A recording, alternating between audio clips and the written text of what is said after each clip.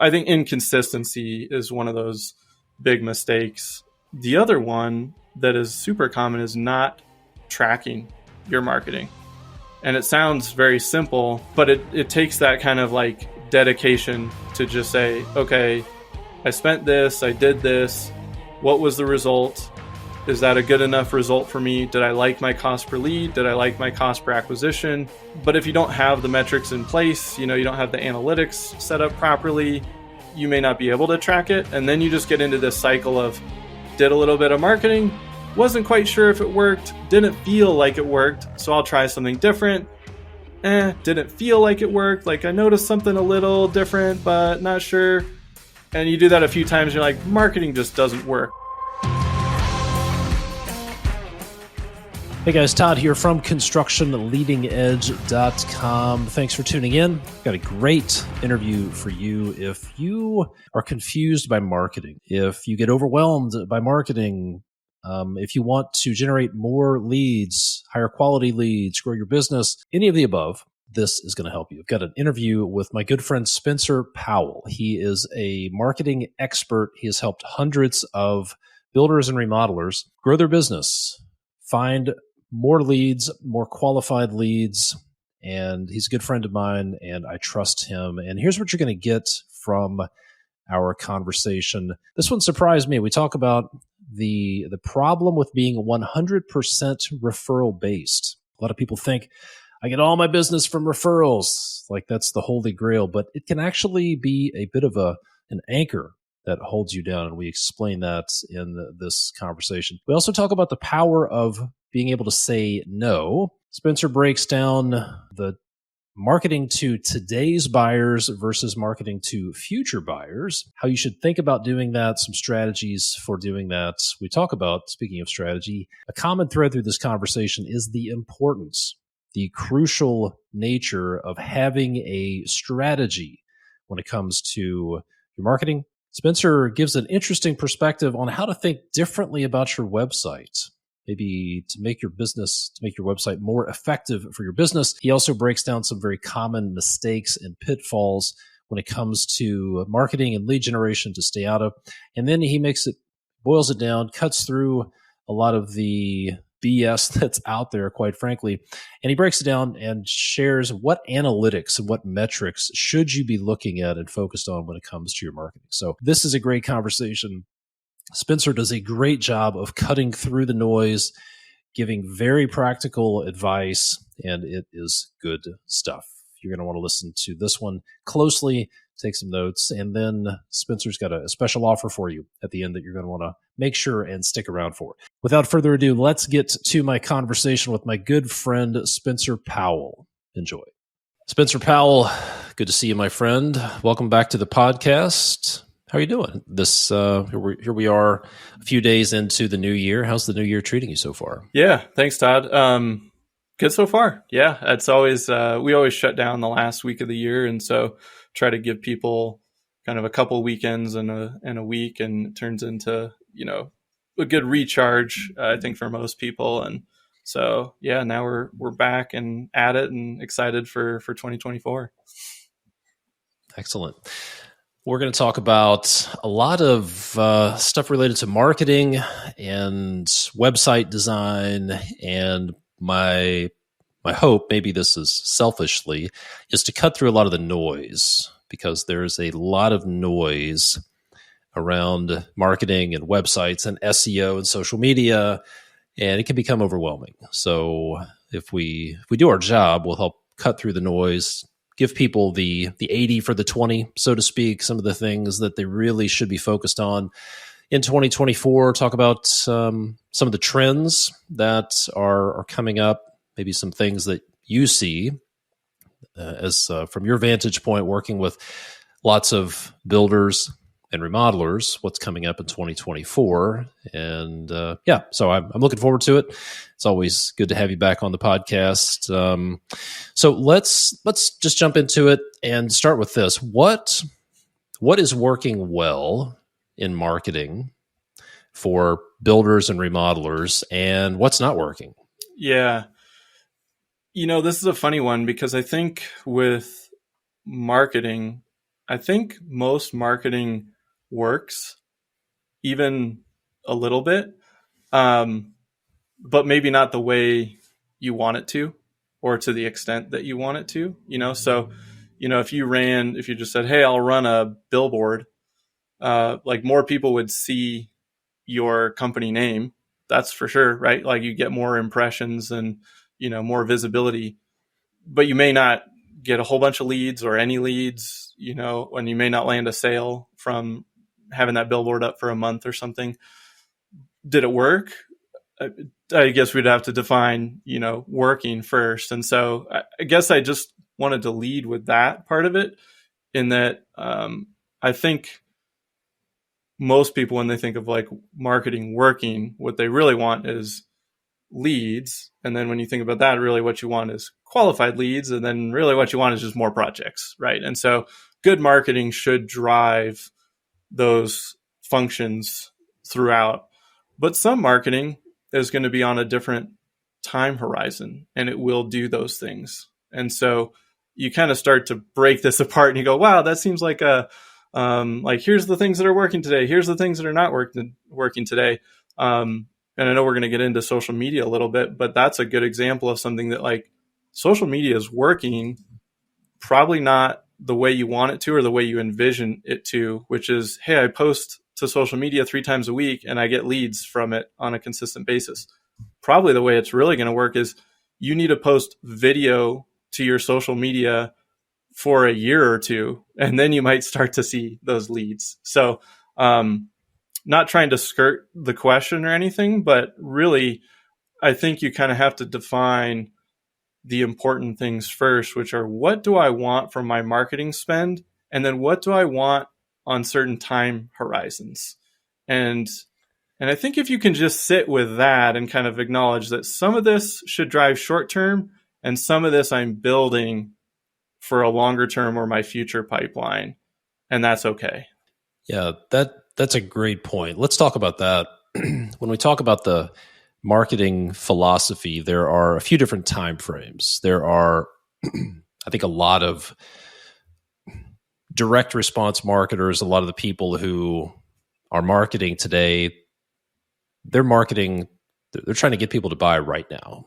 It's direct response. Hey, call today and sign up with us today. And then there's maybe that's a small pool of people. Then there are people who are potentially, they're not ready to buy today, but they could be a potential buyer in the future. And then there are some people who are just never going to buy. What do those pools look like? And how do you help people define those groups that we're marketing to? Where should we be spending our effort? Like, what percentage of our budget and effort should go toward today buyers? What percentage of effort and budget should go toward future buyers? I'm not even sure if those questions make sense because marketing is not my thing. But how do you think about that? How do you help guide people through that? Yeah. It does start to get a little more complex, but I think if we break it down, like you said, there are people that are ready to buy today, and then there's future buyers.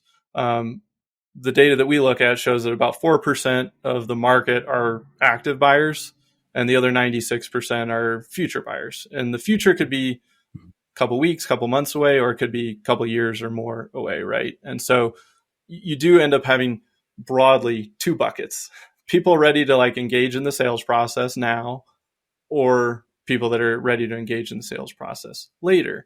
And so my philosophy on this is that let's just take the website as an easy example to kind of hone this in a little bit. If, let's say, you have 2 people that land on your website, one is a buyer today and one is a future buyer. Well, the buyer today knows what to do. Hit the contact us button, pick up the phone and call you. There's an email address on the contact page. They click that and send in, those are all what we call bottom of the funnel calls to action. Somebody's ready to engage. They want to learn, hey, I've been thinking about this kitchen. I want to talk to this company. Okay, great. I'm taking that action. So we want to have those options available. What most people don't have is something for that other person.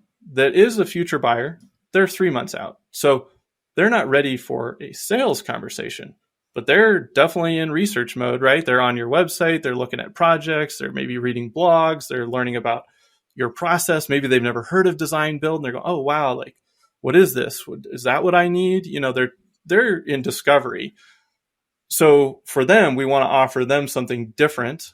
We typically use what we call like a top of funnel call to action. That could be like a cost guide, a design guide, a process guide, something of value that's going to educate, but we're going to trade it for a name and an email. And so that would be a very simple way of saying, I'm going to market and capture this future buyer, knowing that they're not going to engage in the sales process today. And I'm okay with that. And then there's some activities that we would do to market to that person as they're researching. But that's generally how I think about it, is we want to be able to build pipelines of both at the same time, because it doesn't take a ton of extra effort to build up that pool of future buyers. But if you think about it, that's like a monster opportunity for your company down the road, right? Because if that person comes to your site and then they leave, gosh, I really hope that they find your site again in 6 months, but there's no guarantee they'll ever make it back. How would you assess how good of a job construction companies are doing at marketing to future buyers?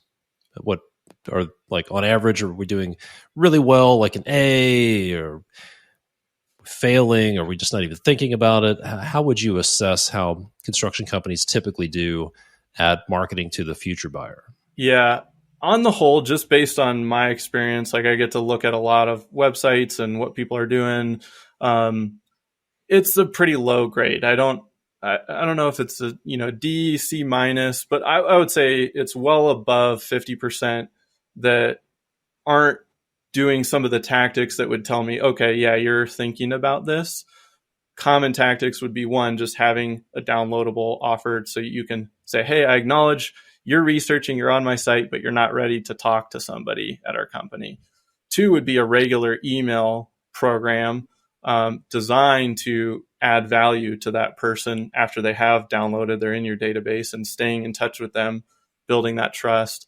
Social media falls in that bucket, in terms of, hey, if somebody's researching and they found 2 or 3 companies, they'll probably pop over and follow you on Instagram for several months as they're in that consideration stage.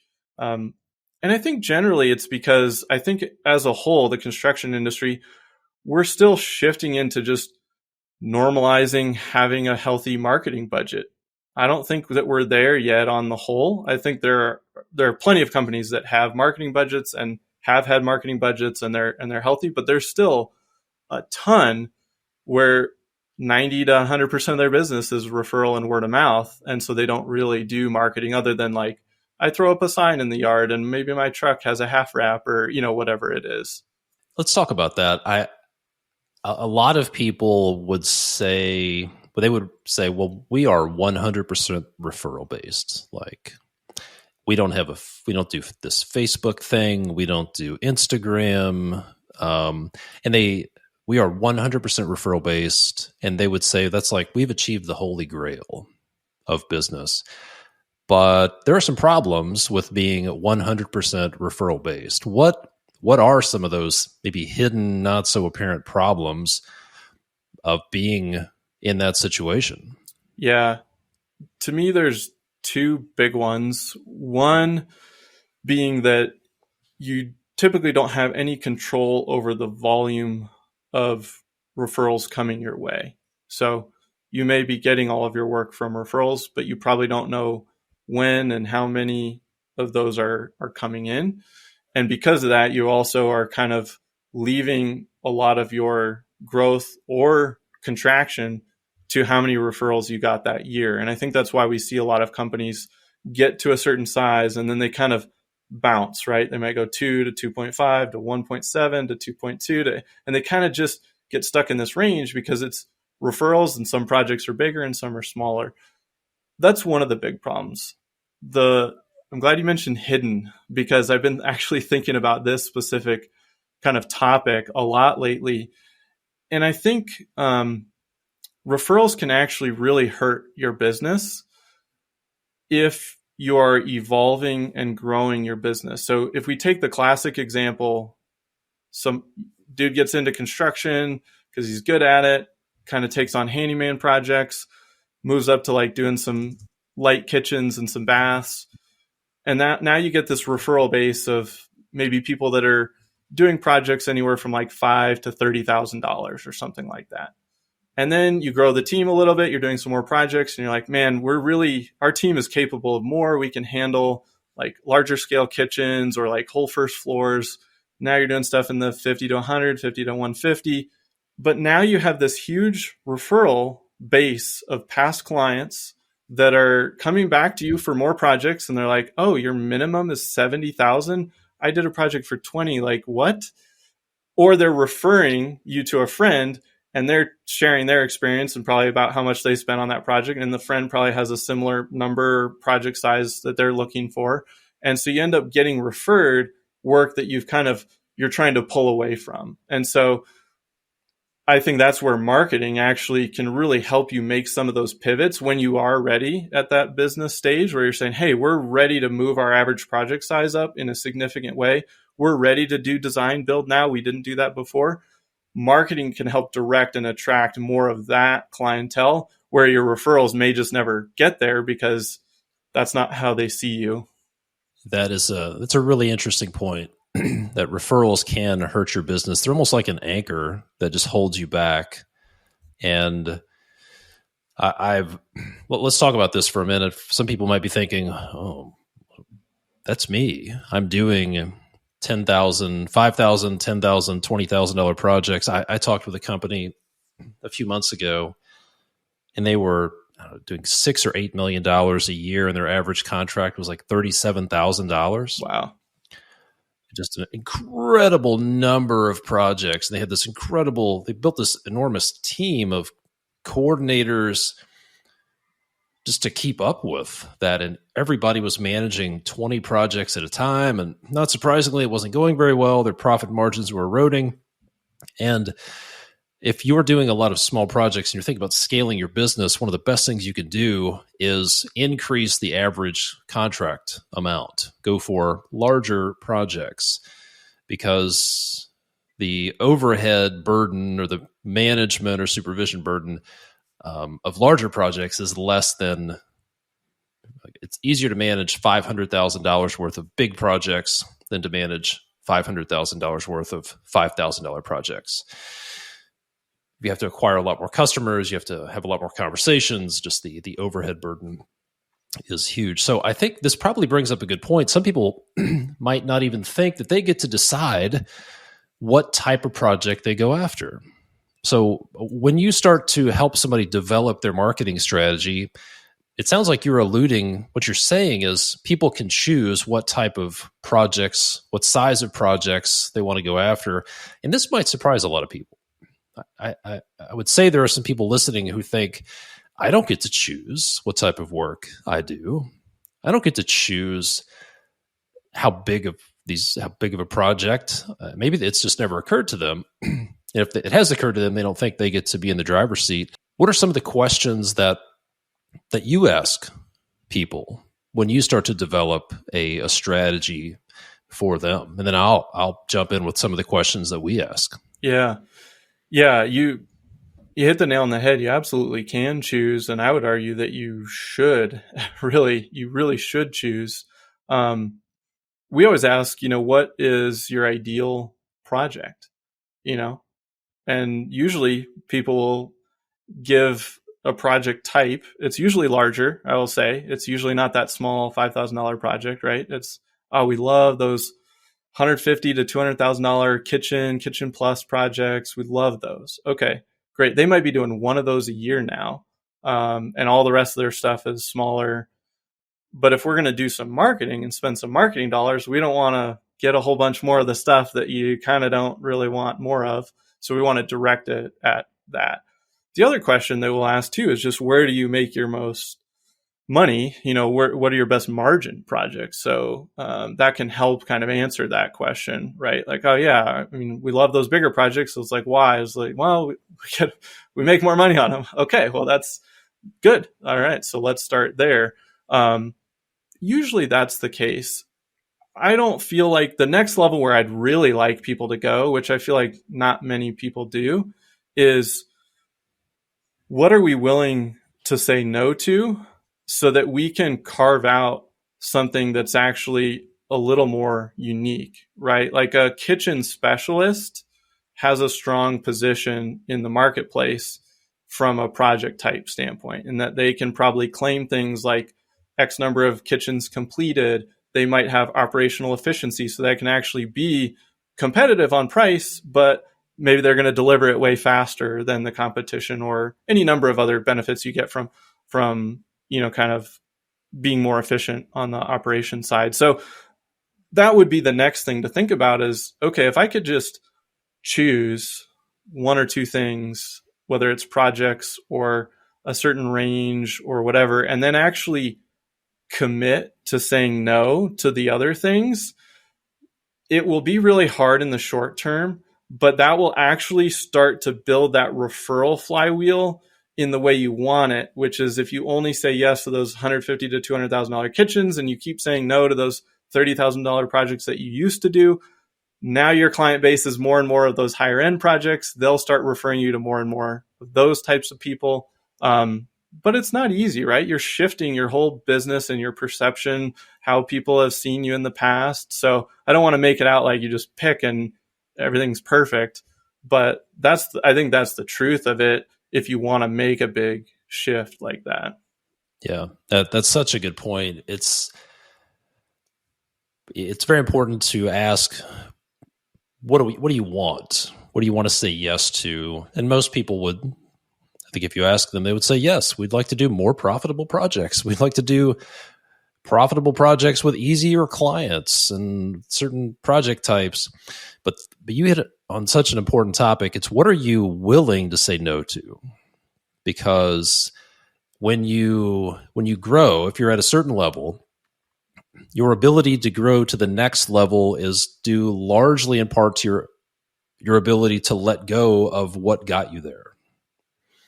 So if you continue to do the same things that got you to where you are today, you will continue to get the same results. And this applies to probably all aspects of business.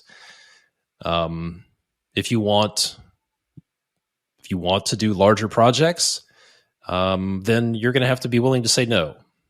And the scarcity mindset will pop up. What if this is the ridiculous voice in your head that says, what if this is the last project that ever comes along? What if we never have another contract, Spencer? How can I say no to this little $5,000 project? What if, and that's one of the questions, like, what if nothing ever comes along? Or sometimes it's a repeat client. Or one thing I hear a lot is, well, I've done a lot of work for these people and they've been really good to me and they helped me get where I am today. But I'm telling you, if you want to grow to the next level, it's due in large part to your ability to let go of the things that got you to where you are. And one of the first questions that we ask our clients is what do you want? And it goes beyond business. It goes to your lifestyle. What's your vision? What does your ideal lifestyle look like? Why are you in business? Let's talk about big picture. Why does your business exist? And let's start from there and do what we call right to left thinking. Go way out into the future to the right side of the page.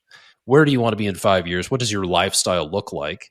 Then let's work backwards from there and determine what does the business need to look like to support that lifestyle. And then what sort of projects do we need to work with? What sort of clients do we want to work with? And then all along the way, when you decide what you want to say yes to, you have to be willing to say no to project types. What type of clients are we going to say no to? What type of projects will we say no to? What geographies will we say no to? And that is really, really hard. But it's crucial to be willing to say no and then commit to say no when that opportunity comes along. So I'm really glad you brought that up. Yeah, and Todd, just one more note on that. I actually do speak from experience on this. I don't know if you know this, Todd, but when we first started getting into all of this, I actually started Builder Funnel as a division of my dad's direct mail company. And at the time, we landed a couple builders and remodelers because it was through family. And then family was in a group. And so we got into that group and we were doing a good job for them. And so I think we had maybe 3, 4, 5 clients, but we weren't under the Builder Funnel brand at the beginning. That wasn't even born yet. It was under the direct mail company's brand. And so we also worked with a software company and a couple of other industries. And as I was looking at what we were doing, I came to this kind of same fork in the road, if you will, and just said, like, what makes us really unique and different? And it was kind of a hard pill to swallow. It was like, nothing real, we're just doing digital marketing. And so we made that hard decision to create the brand that was industry committed and also say no to those opportunities that we were getting that were in other industries that at the time would have been really nice to bring in that, that revenue.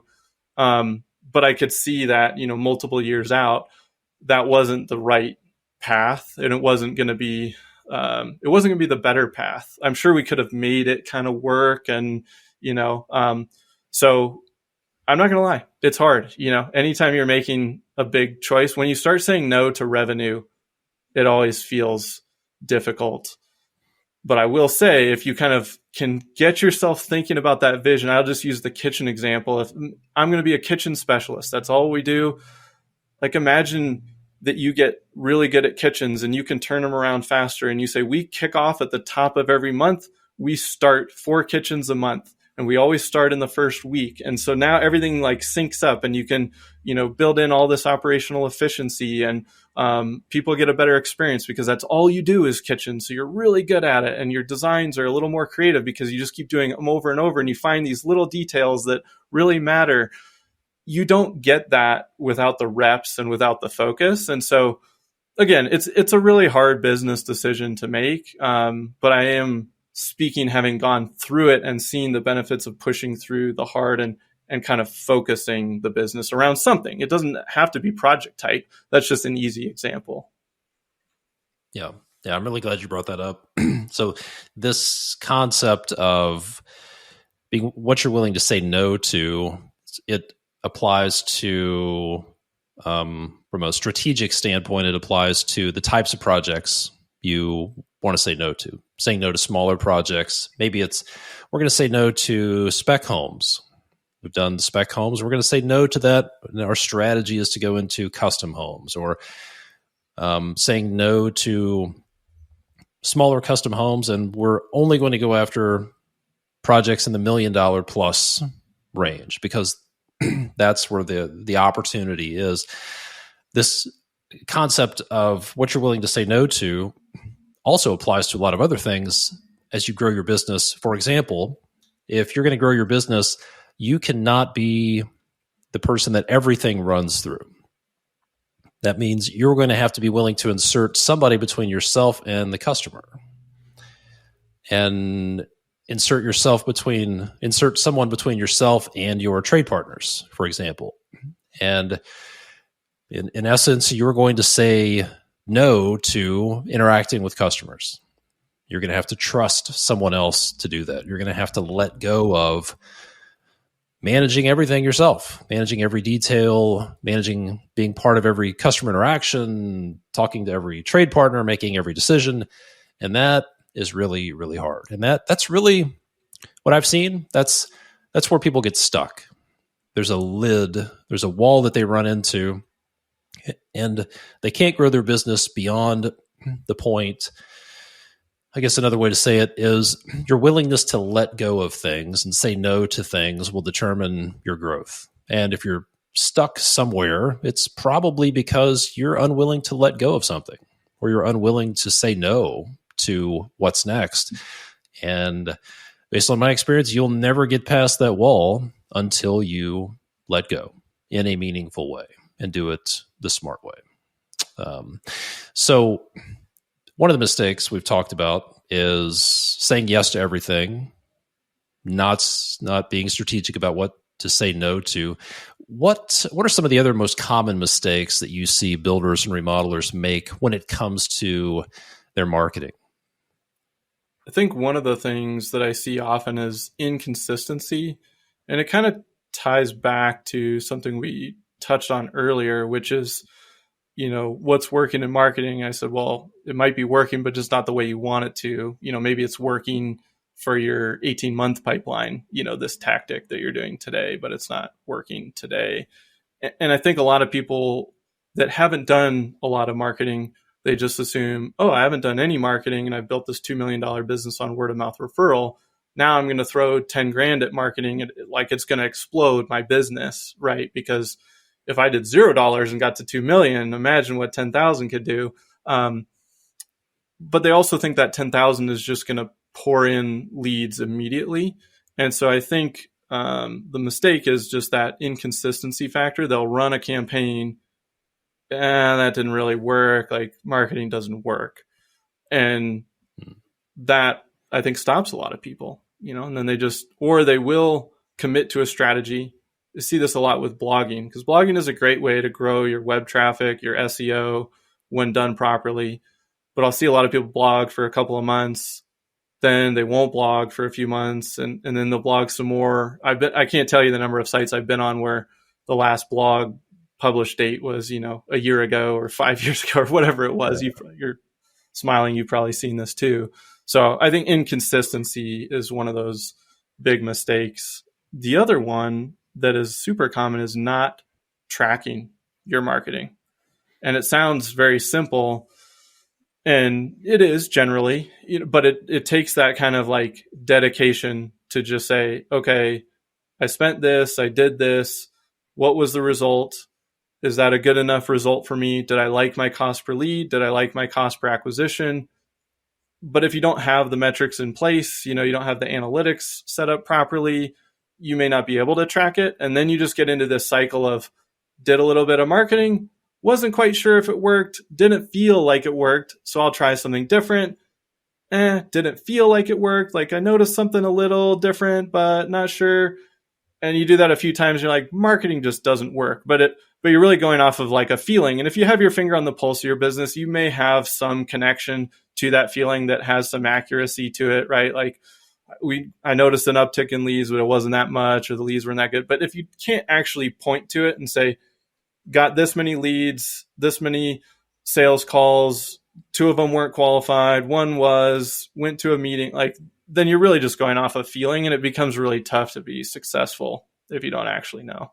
Yeah, so let's talk about analytics. There are dozens, if not 100 things you could measure: views, likes, impressions, follows, hearts, clicks, you name it. There's so much data, and just because it can be measured doesn't really mean it matters.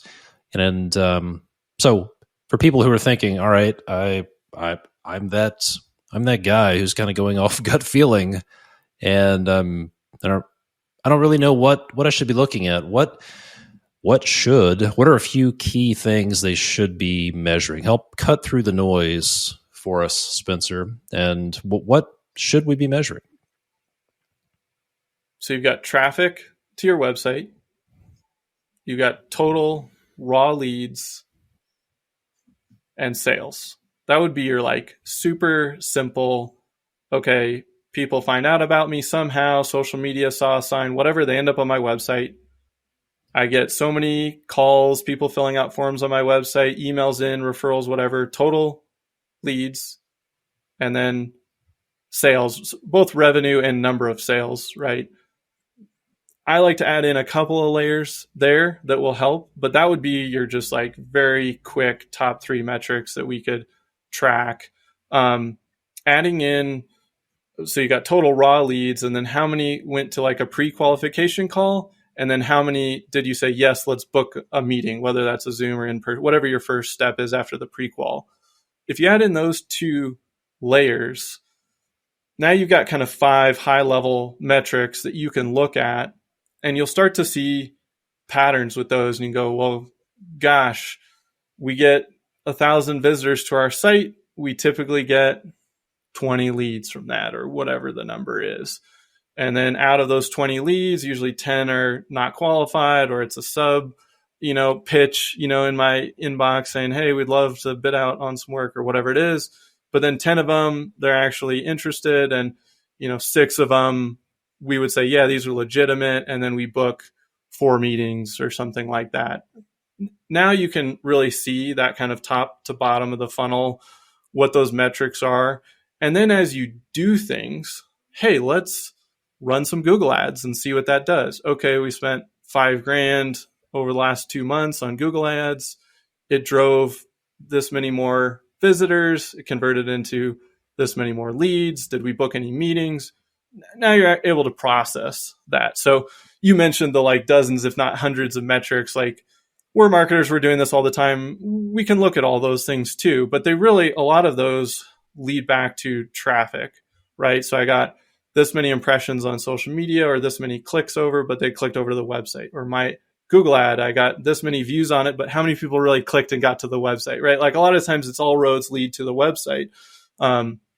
It's not 100% the case. There are metrics on social media that matter. How many people are engaging, commenting, and that would be that longer time horizon. Hey, I'm hoping some of these people are going to turn into a customer. You'd want to be able to go back and go, wow, they followed us on social media a year ago and they commented on 6 of our posts and now they're a customer.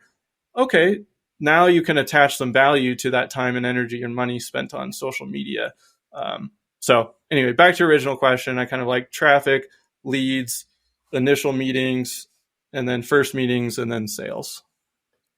Speaking of social media, how do you recommend that people think about using social media? Because I frankly, I see there's a lot of different stuff on social media. I see people talking about posting videos on their tool setup. I see people doing kind of the same TikTok dance that everybody's doing, and they're posting it on Instagram. They get their team together and do a dance, and I see lots of different things. Not sure there's a real strategy there. I'm not sure how effective it is. How do you advise builders and remodelers, the folks you work with, to think about using social media? I think this recommendation will apply to other channels as well, but educate and entertain are kind of 2 big buckets that you can play in, generally with content, I would say, whether that's a YouTube video, social media content, podcasts, whatever media you're thinking about. And then I don't think you want to get into the dancing stuff if that's not your brand. If it's part of your brand, you're fun and you're trying to showcase that, then great, that might fit perfectly. But if that's not really who you are, then there are other ways to entertain if you want to fill that bucket. Or you might just say we're not here to entertain. We're just going to be in that education bucket. Because really what you're trying to do on social is stay top of mind, add value, and build trust. And typically you can build a lot of trust through education. You can build some trust just through familiarity. So if they're just seeing your face, your team, and you're always adding some type of value, then you start to build trust there. So I think you can simplify it and say, hey, we're not the TikTok dancers. We're not the, whatever. We're just going to educate. And then you have to think about, who's my client? Do they care about my tool setup? Probably not, right? So what can we educate the homeowner on if they're looking to do a remodel that matters to them? And it doesn't directly have to matter to them. It can indirectly matter to them if you do showcase something that's a little more technical, but it showcases your expertise, which then to them that matters, right? That you know what you're doing.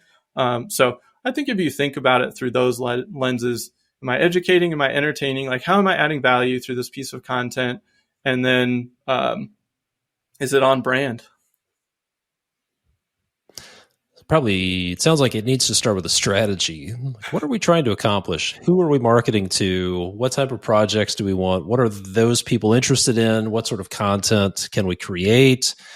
So it's not just this hodgepodgery of, oh, crap, I need to post something on social media. Let's look around and see what everybody else is doing. And slap something out there. Yeah. I feel like that's what a lot of people are doing, but it really needs to start with a strategy. So, and on that speaking strategy of point, Todd, sorry to jump in one more. It just made me think, because if you start with who, right? Like say you are going after that high end clientele, and if you start to think about other things that matter to them, not related to the home, you could think, oh gosh, a lot of our clientele are, country club members or golf club members.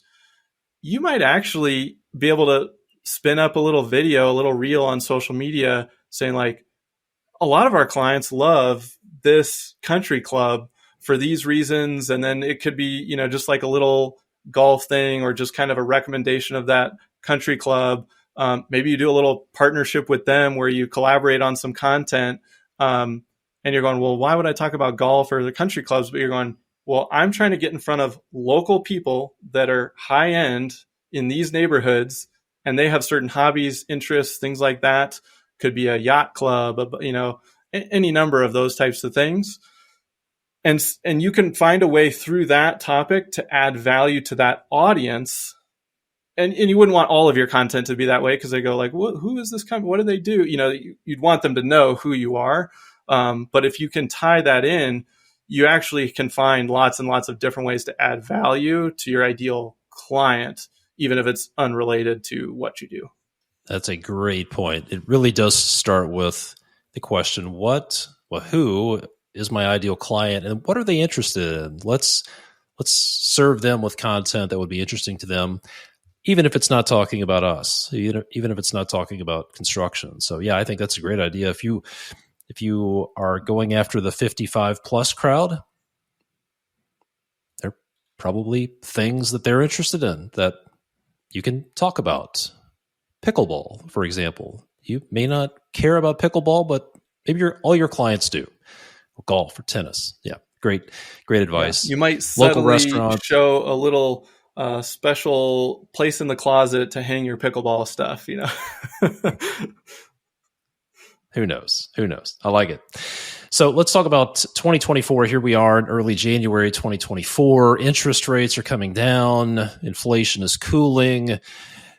Seems like the indications are that housing is going to rebound because of some of the economic conditions that are the headwinds that are dying down.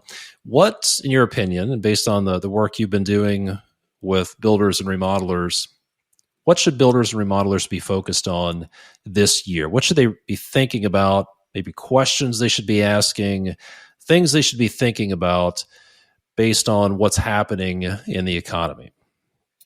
I think it's a lot of more of the same, which is marketing and sales drive the business, and that's the lifeblood.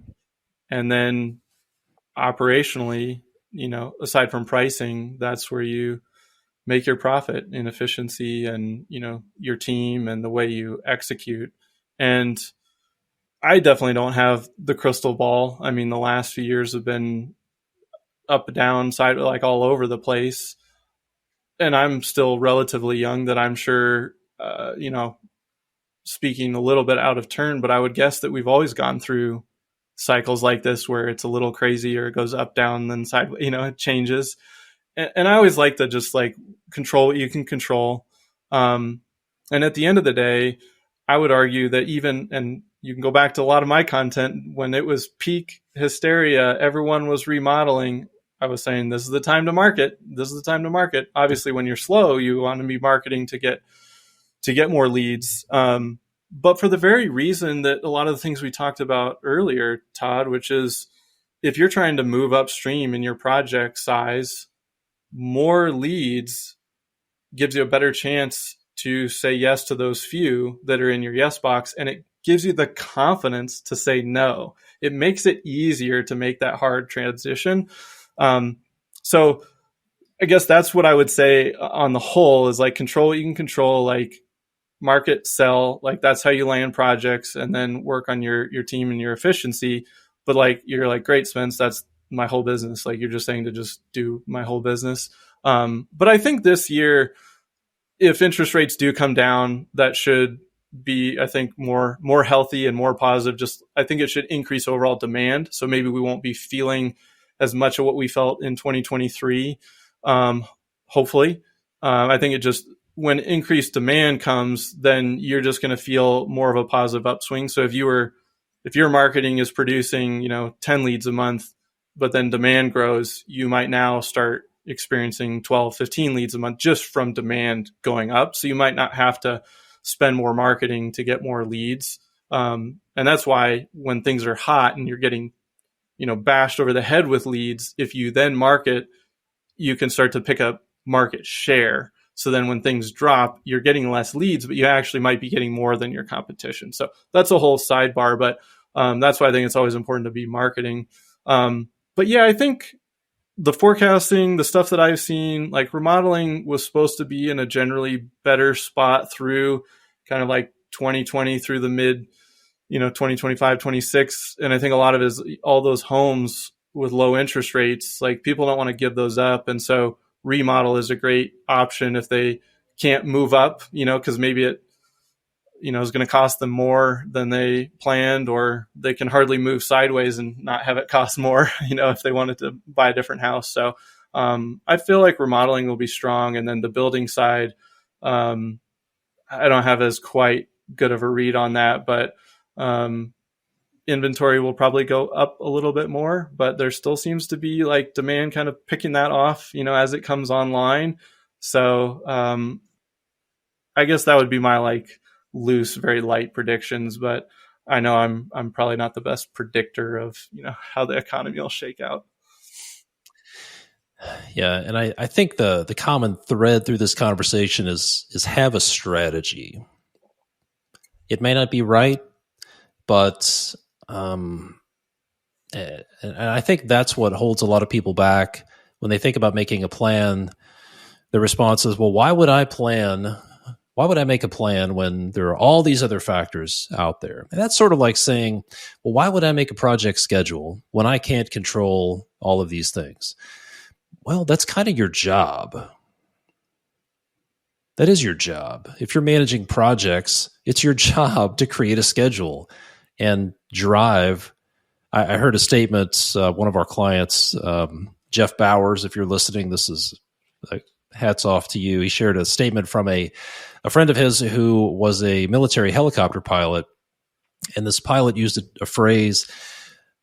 They would develop a strategy for a mission, and then they would, quote, compel events to meet the plan. They would compel events to meet the plan. So you have to have a plan, have a strategy, where you want to go. Stop making the excuse that the economy, the competition, the presidential election, what's going on in Russia, that it's controlling you. Get in the driver's seat, make a plan. Will you achieve that plan? Probably not. You may exceed the plan. You may come up short, but at least you'll be moving in a direction. So what I'm hearing over and over is have some sort of strategy. Decide what you want. And one of the things I'll throw in here that we're offering is our strategic planning guide. So if you're wondering, how do I create a plan? We have a strategic planning guide that we've been sharing with our clients exclusively for the past few years. Now we're making it available at the beginning of the year, and you can get your hands on that. And it'll help you answer the question, what do I want? What is my strategy for the next 12 months? You can get that at constructionleadingedge.com/planning, PLANNING, constructionleadingedge.com/planning. Download that free PDF, and it'll help you answer that question. Let's get a couple more questions I want to hit with you, Spencer. First one is, there are probably people thinking, I'm going to develop my strategy, then I need to update my website. For those people who are thinking about upgrading their website, maybe they're like a website I saw that was updated in like 2015, looked a little dated. Maybe some folks have updated it a few years ago. Maybe they're thinking, I need to upgrade my website so it attracts more of these ideal project types and clients. How would you recommend people start thinking about updating their website? Yeah, it's kind of interesting. I think what you just said there is how a lot of these conversations start. My site hasn't been updated in a while, so I think I should redo it. And usually that's because maybe you're just tired of looking at it, or it's not doing what you actually really wanted it to do. And I'm guessing what you want it to do is drive revenue, which means driving leads through it. But it's funny when you look at the model of how websites get built, it's usually under, the lens of how can we make it look pretty. And so you go to a web design company and say, hey, my website was built like 8 years ago. I think I should redesign it. And they say, yeah, I think you're right, because we sell websites, so we'll sell you one. And then they send you off on some homework and say, well, awesome. Why don't you tell us what you like? Go find some websites you like. Go find parts of websites you like. Send us all that back. So now you're doing homework. Great. We'll take all of those. We'll factor it in with kind of some of our recommendations. And they bring you back like a Frankenstein mix of your preferences, their preferences. But then you usually have feedback. You're like, I don't like this part of that part. Can you change that? And then they make some revisions. You do that 2 or 3 times. Now you got something that's totally custom, totally just kind of like bolted together. And it was all kind of under the goal of making it look better, which isn't really what we wanted. So we've actually been thinking about this for a long time, and we spent a couple of years in development thinking about how do we make this better. This is a broken process. And so we just started, well, what if we started with performance? What would that look like? And it would be like, well, the website should have SEO baked into it. It should be really fast because that's what Google prioritizes. Plus, it's great for the user, right? We don't want people bouncing. It should have proven layouts for pages. Like if this page converts leads better than this layout, like we should start with that. And maybe there's a better one out there, but we'll test and try to beat that one. But whatever is the best converting now that we know of, we should use that.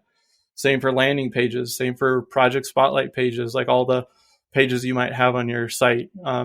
So if you're going to redesign your site, I would recommend thinking about it from a performance standpoint first. And then, yes, you want it to look sharp. You want it to look on brand. It should look good. But that, I would argue, isn't priority one. Priority one is making sure people get there. So, okay, how are they going to get there? It's optimized. It's fast. We're driving traffic to it through different channels. Once they're there, is it built to convert leads and capture those leads and nurture those leads? Does it have the tracking and the analytics in place? Or are we just flying blind?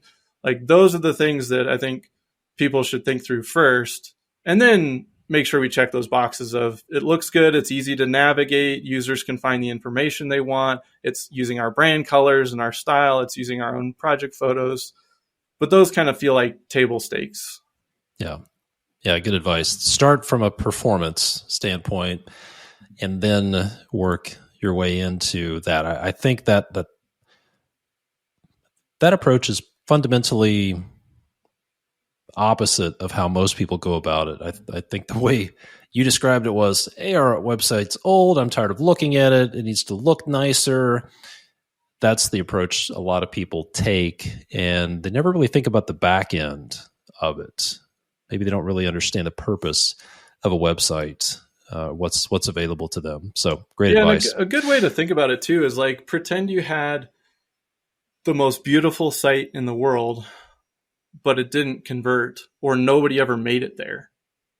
Like, is it good to have that beautiful site? Or if you have the ugliest site in the world, but man, it gets a ton of traffic and it has conversion points all over it and it converts leads and we land business out of it. Like, I would assume most people want the ugly site that sends them revenue. And so obviously I think we can do both, right? We don't need to have an ugly site. But if you think about it from that perspective, I think a lot of people out there have really nice looking sites that just don't get hardly any traffic. And so they're not getting the benefit of having somebody see even the pretty looking site. Yeah. Or maybe they have this robust social media presence and maybe people are coming to their website but there's no way for them. They're thinking, I want to connect. I want to become a customer. I want to learn more. It's sort of like, I remember going to an event once, went to this venue, and there were all these ticket counters, and they were all closed. There was nobody there. There was no one to take my money. And I think that's how a lot of businesses are. People come to a website and they're like, I want to do business with you, but I don't know how. There's no way. It's not simple for me. So maybe you have a beautiful website, maybe you have this robust social media presence, and there's not a good conversion mechanism. So I agree. It's really important to think about what do I want my website to do? Definitely. Let's shift gears. First of all, how are you doing on time? You have 10 more minutes? Let's do it. All right. I want to shift gears. As I've watched you and your business grow significantly over the past 4 or 5 years, I guess, since we've known each other, and I've watched you build a team. I've watched you extract yourself from the day-to-day. And I'm curious, because this is something we work with our clients a lot on, is how do you get out of the day-to-day operations of the business? And I'm curious, for you, what have been the top 1 or 2 keys for you to extract yourself from day-to-day operation in your business? Maybe if there was a hurdle you got over, how did you get over that hurdle? Or what were some of the keys for you as you look back over your journey? Yeah, the biggest one, and I'm pretty confident that this would apply to most businesses, is if you think about your business as like ops and revenue. So if you take operations, if you take that off your plate, then suddenly you are removed from a big bucket in the business, and you've consolidated that into one point of contact, whoever is running that side of the business. And then you're leading them, training them, developing them, and then they're responsible for everything underneath. That one move, so getting out of not just client facing, but then also the escalation of client things, that was the pivotal moment. Because then I could shift my time to marketing and sales, which then grows the business further. So that's one of those, like, I think, tougher, scarier leaps in business, because you're letting go of a lot of stuff that you're probably good at, or that you've just been doing a long time. And so it's comfortable and you know how to kind of figure a lot of that stuff out. And then you may be shifting into things that maybe you like less. Maybe you don't really like selling and marketing. But if you do shift to that, you will grow, and then that can help cover the overhead of whoever is managing that side of the business. So it was really that one. And then the next move was, okay, well, I'm going to get out of sales. And so doing that. And so and part of that was by design, because I enjoy marketing. And so I could shift my time towards where I really want it to be. And if you love operations, then you might go the other way and say, well, I need somebody to own marketing and sales, so I don't have to use that brain energy over there, and I'm just going to focus over here. But I would say that generally, as the owner, we're still a small company in the grand scheme of things. We have about 25 people now, but I think up to like 100 people, you're still a small business.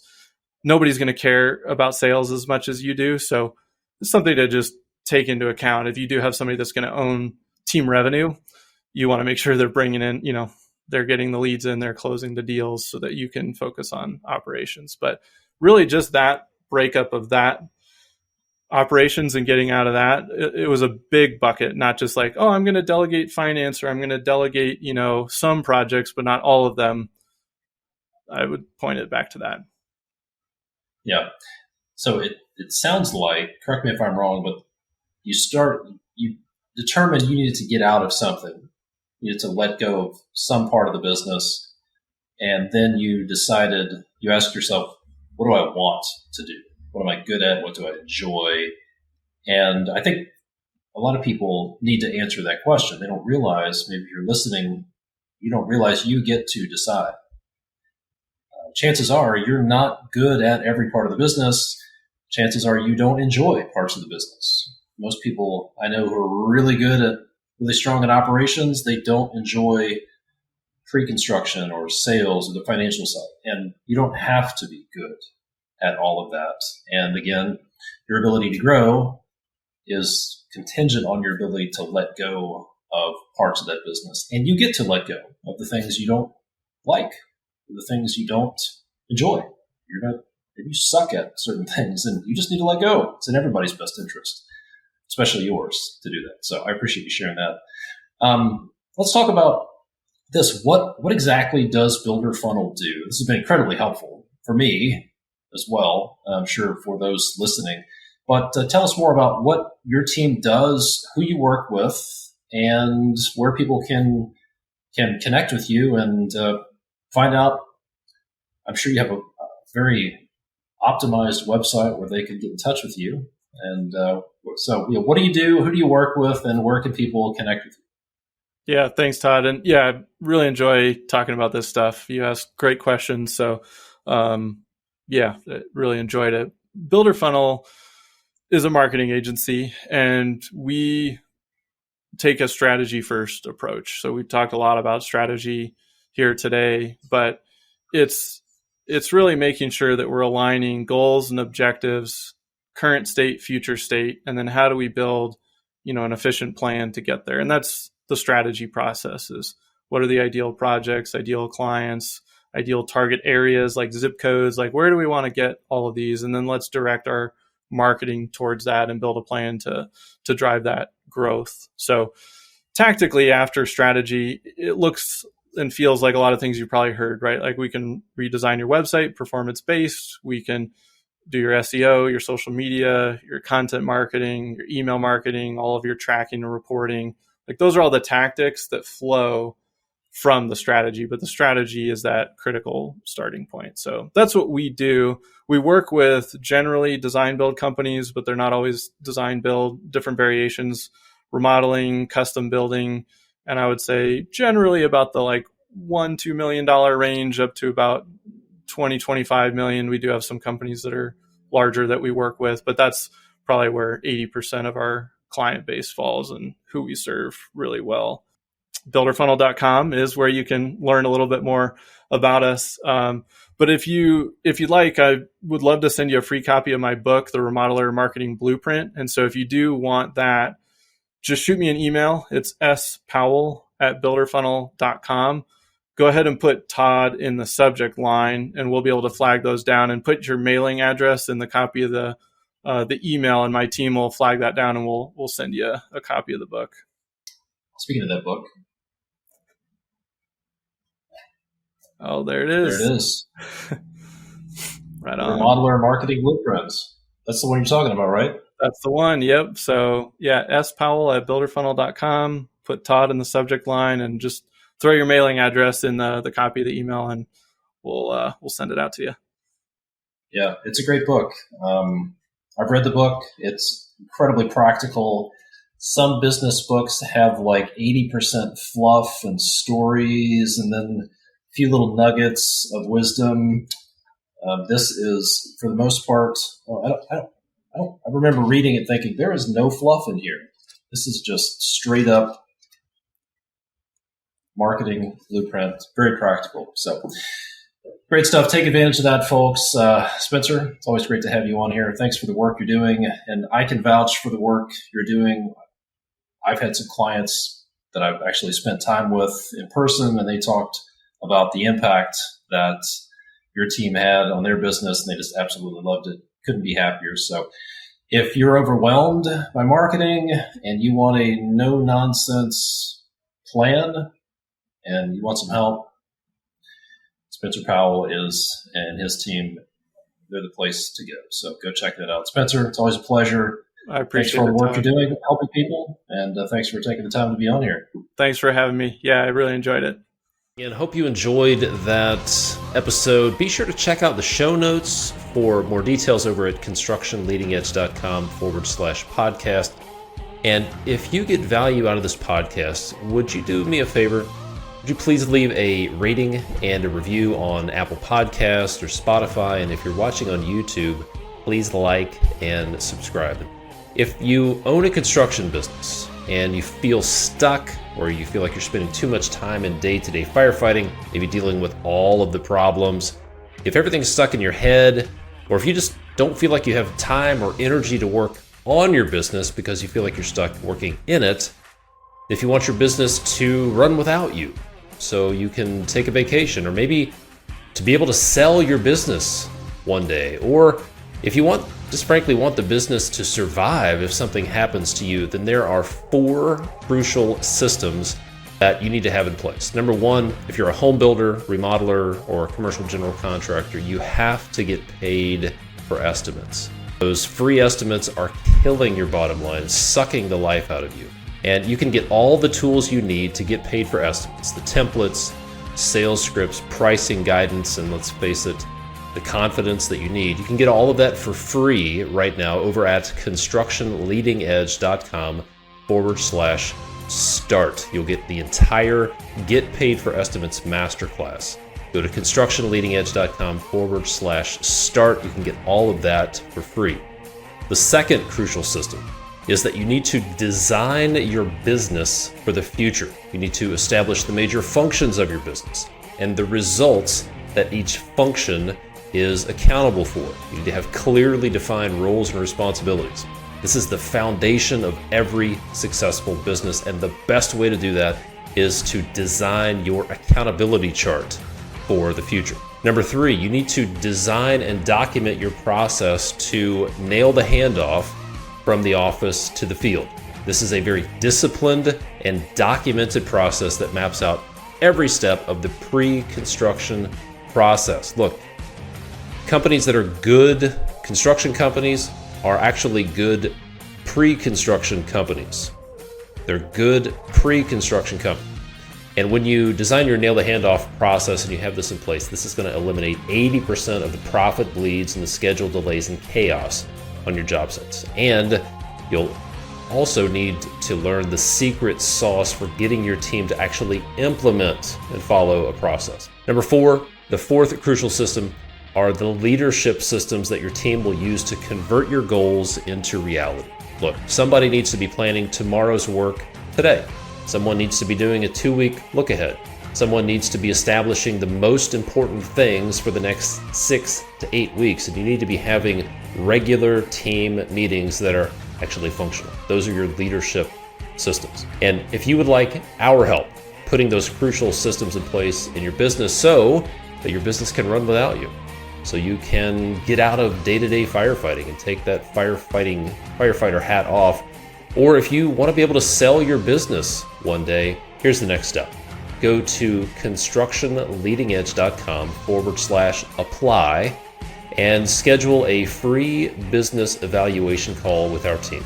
On that call, we're going to do a few things. We'll help you uncover the real root causes of your problems. Number 2, help you get clear on your objectives that you want to accomplish. And then number 3, to map out a plan to make it a reality. We'll also share with you some of the things that our construction business owner clients are doing to accomplish their goals and solve the problems that you're probably dealing with. And then if you're a fit, it looks like we have a good mutual fit, we'll discuss our Systematize Your Construction Business program. So to schedule your free business evaluation, head on over to constructionleadingedge.com/apply, APPLY. Hey, thanks for listening. I'll see you next time.